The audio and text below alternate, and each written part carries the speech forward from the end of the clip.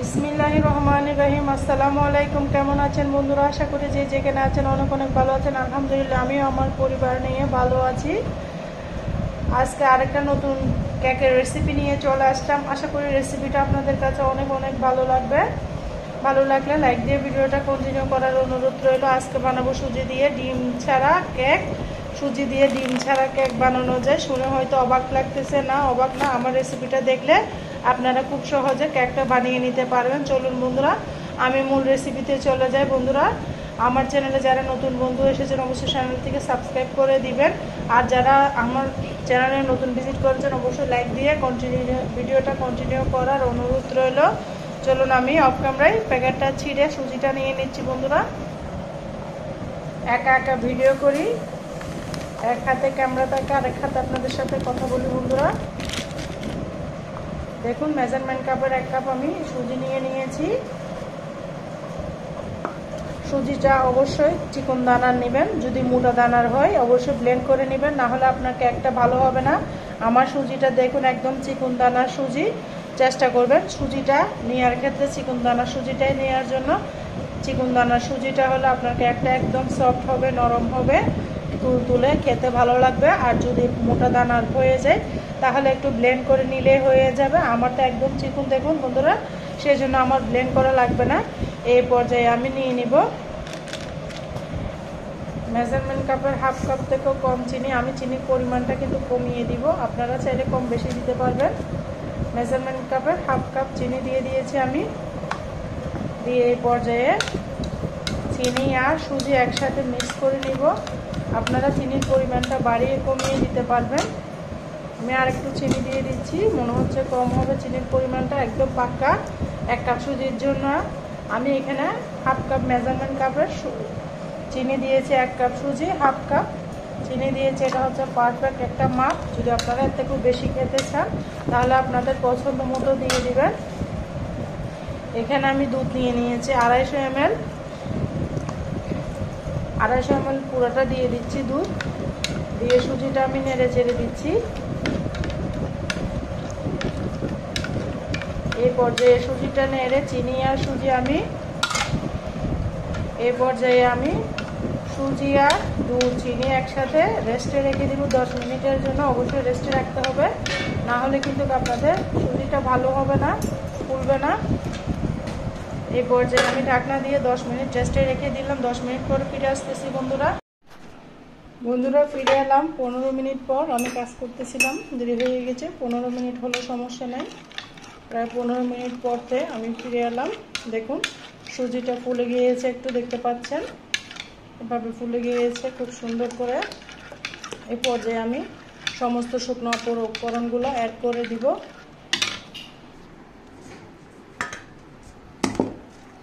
সমস্ত শুকনো উপকরণগুলো কিন্তু আপনার চেলে ব্যবহার করতে হবে।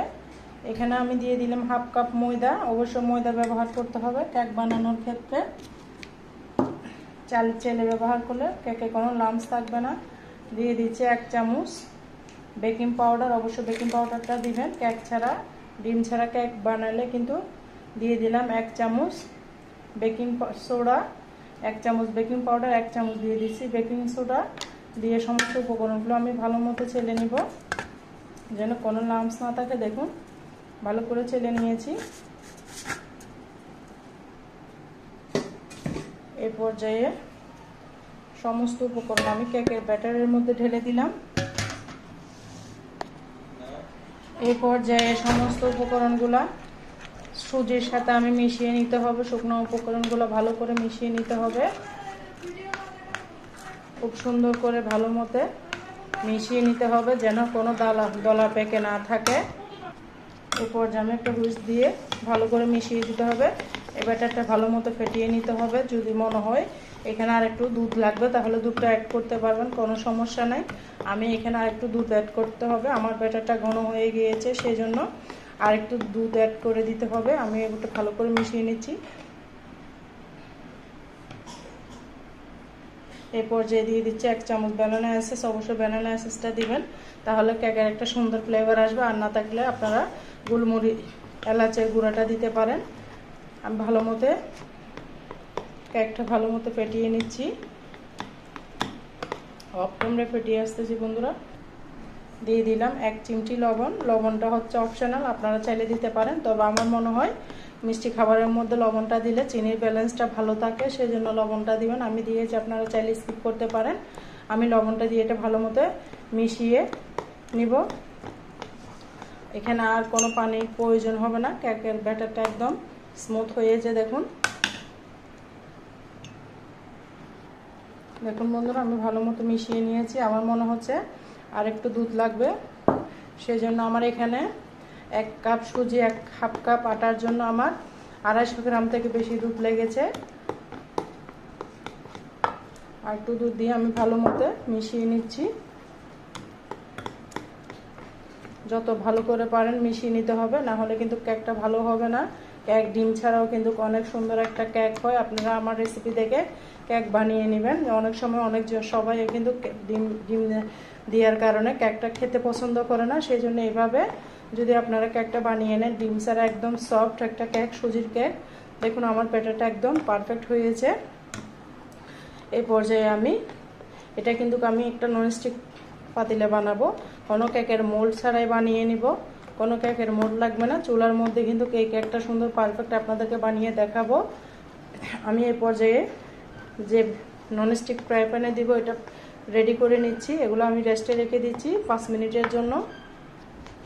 বন্ধুরা এই পর্যায়ে দিয়ে দিব 1/2 কাপ থেকে কম রান্নার রেগুলার তেল।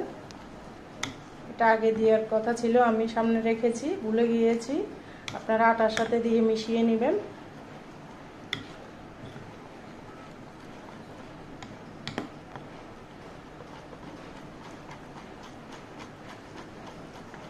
তেলটা দেওয়ার কারণে একদম সফট হয়ে গিয়েছে।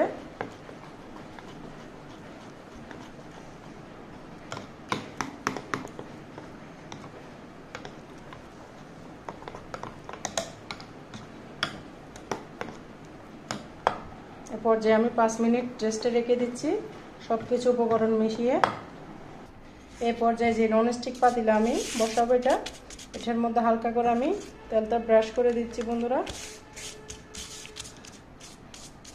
আপনারা চাইলে কোনো কেকের মোল্ডও বসাতে পারেন, আমি সহজভাবে ননস্টিক ফ্রাই প্যানে বানিয়ে দেখাচ্ছি।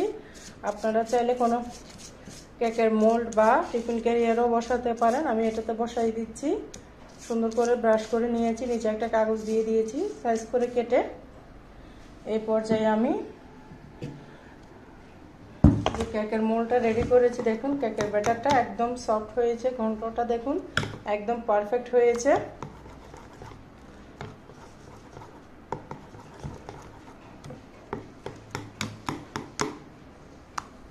এই পর্যায়ে আমি পাতিলের মধ্যে ঢেলে দিব।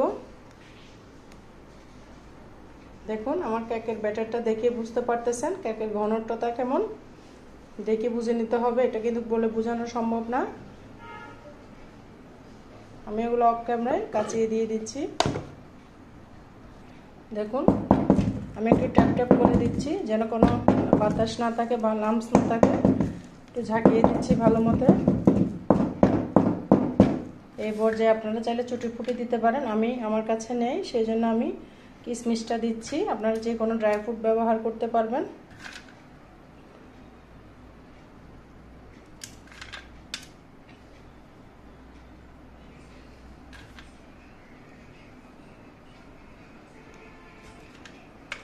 সবগুলো কিশমিশকে আমি সুন্দর করে বসিয়ে দিচ্ছি। এখানে ড্রাই ফ্রুট দিলে দেখতে কিন্তু সুন্দর লাগবে, কেকটা খেতেও ভালো লাগবে।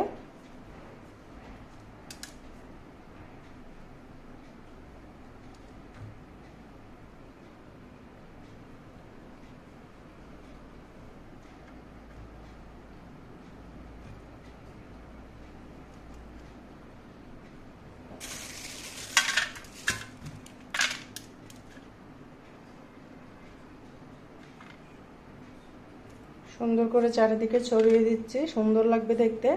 যে কোনো কিছু দেখতে সুন্দর লাগলে কিন্তু খেতেও ভালো লাগে, সেজন্য আমি ভালো মতো দিয়ে দিচ্ছি।